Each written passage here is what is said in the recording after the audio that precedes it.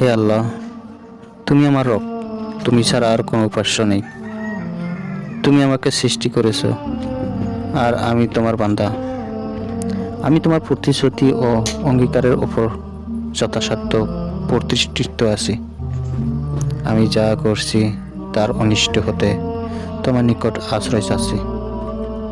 আমার ওপর তোমার যে নিয়ামত রয়েছে আমি তা স্বীকার করছি, এবং আমি আমার অপরাধ স্বীকার করছি। তাই তুমি আমাকে ক্ষমা করো। নিশ্চয়ই তুমি ব্যতীত অন্য কেউ পাপ ক্ষমা করতে পারে না। মহান আল্লাহর নিকট আমাদের সকলকে ক্ষমা চাওয়ার দোয়া আমল করার তৌফিক দান করুন। আমিন।